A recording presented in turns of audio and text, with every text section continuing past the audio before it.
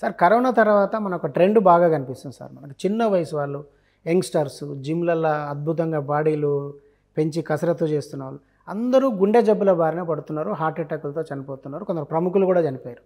ఏపీలో ఒక మంత్రి చనిపోయింది, అదేవిధంగా కర్ణాటకలో ఒక సినీ హీరో చనిపోయింది. కానీ వాళ్ళకు గుండెపోటు వచ్చి చనిపోయే ఏజ్ కాదు. సో అంటే ఈ పరిణామాలు ఎందుకు వచ్చినట్టు నిజంగానే కరోనా తర్వాత పోస్ట్ కోవిడ్ కాంప్లికేషన్స్ అనుకోవచ్చా వీటిని అని ఇంగ్లీష్ డాక్టర్లు చాలా మంది చెప్తూ ఉండడాన్ని మనం టీవీ ఇంటర్వ్యూస్లో వింటూ ఉన్నాం. అదే సరే, అలాంటిది ఏదన్నా ఉంటే మరి వాళ్ళు పరిశోధన చేసి చెప్పాలి మనకి. పైగా అలాంటి దుష్ఫలితాలు వస్తుంటే అలాంటి వ్యాక్సిన్స్ వేసుకోవద్దని మరి మనకి చెప్పాలి. మరి ఆనాడేమో వేసుకోమని చెప్పారు, వేసుకోకపోతే బస్సు ఎక్కడానికి కూడా, రైలు ఎక్కడానికి కూడా, విమానం ఎక్కడానికి కూడా వీల్లేదన్నారు.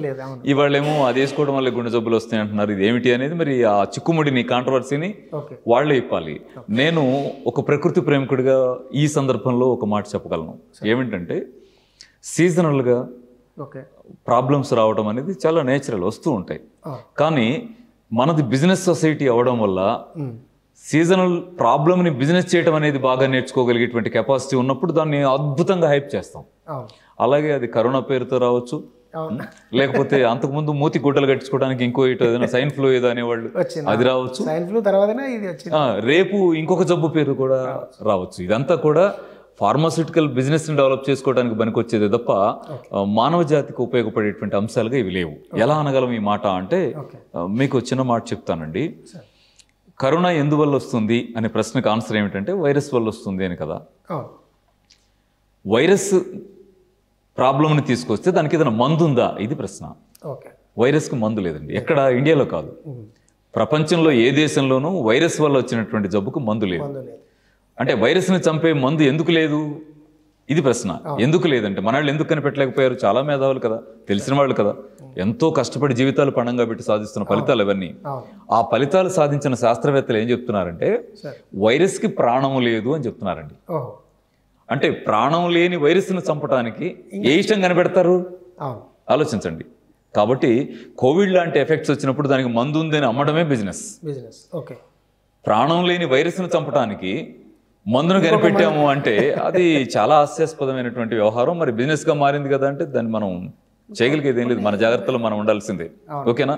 ఆ మందు వేసుకున్న తర్వాత సైడ్ ఎఫెక్ట్స్ వల్ల పిల్లలు, పెద్దవాళ్ళు ఎంతమంది రాలిపోతూ ఉంటే మీకు వ్యాక్సిన్ వల్లే రాలిపోతున్నారంటే అదొక దుష్ప్రచారం జరిగింది అనిపిస్తుంది. మరి దురదృష్టం. దీనికి బాధ్యత వహించాల్సింది శాస్త్రవేత్తలు, క్లారిటీ ఇవ్వాల్సింది, ప్రజలను ఎడ్యుకేట్ చేయాల్సింది కూడా శాస్త్రవేత్తలే. కాబట్టి నేను ఒకటే అనగలను, ఇమ్యూనిటీని పెంచుకుంటే, మూతి గుడ్డ కట్టుకోవడం కరోనా ఆగదు, ఇంటికి కర్టన్లు వేసుకోవడం ఆగదు.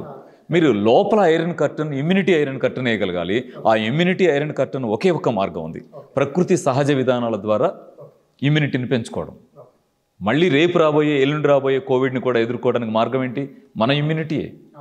సో మీరు బ్యాక్ టు నేచర్ అని మీద ఒక నినాదం కనిపించింది. ఇప్పుడు నేను వస్తుంటే మీ ఆఫీస్ బోర్డు మీద ఉంటుంది. అవునండి. సో అంటే ఏ విధంగా మనం చేరుకోగలుగుతాం అనుకుంటున్నారు? అంటే నాకు ఒక మార్గం కావాలి, నిజంగానే నేను నేచర్కి దగ్గర కావాలనుకుంటున్నా, కానీ నేనున్నది ఒక పట్టణ జీవన శైలిలో. సో నాకు ఎట్లా సాధ్యమవుతుంది? అంటే ఏ రకంగా మనం మీరు అంటున్న గోల్ని రీచ్ కావచ్చు అంటారు? ఇవాల్టి కండిషన్స్లో ఇది కష్టమైన వ్యవహారం.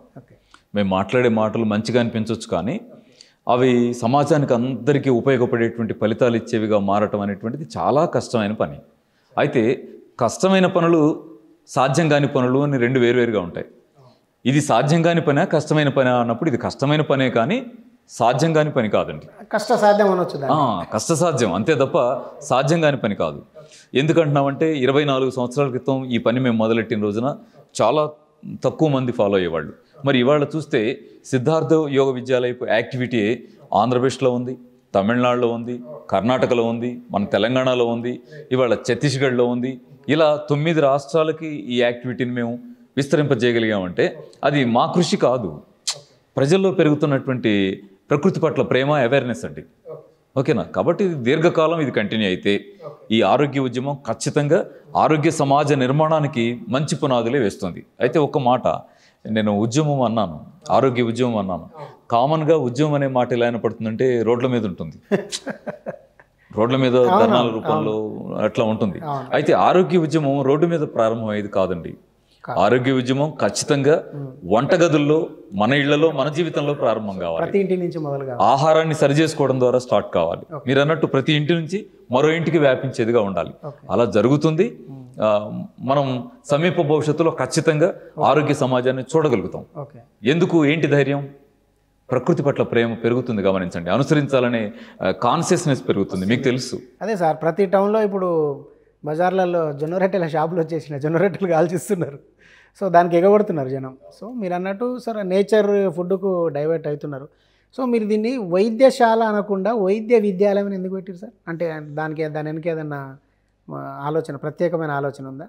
ఇప్పుడు సిద్ధార్థ వైద్య విద్యాలయం అని పెట్టారు. మామూలుగా ఏంటంటే మనకు చికిత్స జరిగే చోట, లేదంటే మనం వైద్యం తీసుకునే చోట వైద్యశాల లేదా హాస్పిటల్లో ఏదో అంటాం కదా, విద్యాలయం అని పెట్టడం వెనక అంటే మన వాళ్ళకి నేర్పుకుందాం, మనకు తెలిసిన 4 అంశాలేయో మన వాళ్ళకి నేర్పుకుందాం అనేది దీని కాన్సెప్ట్ అండి, సిద్ధార్థ యోగ విద్యాలయం కాన్సెప్ట్. అలా కాకుండా ఉండడం కూడా అవసరం కావచ్చు సొసైటీకి. అట్లా కాకుండా ఉండడం కూడా ఒకానొక సందర్భాల్లో అవసరమే కావచ్చు. కానీ మేము ఎంచుకున్న పద్ధతి ఏంటంటే, మాకేం తెలుసో అదంతా మన వాళ్ళకి తెలిసిపోవాలి, అది తెలియజెప్పడం కోసమే ఇది ఒక మూమెంట్ లాగా సాగాలనుకుంటాం కాబట్టి అలా పెట్టాం సార్.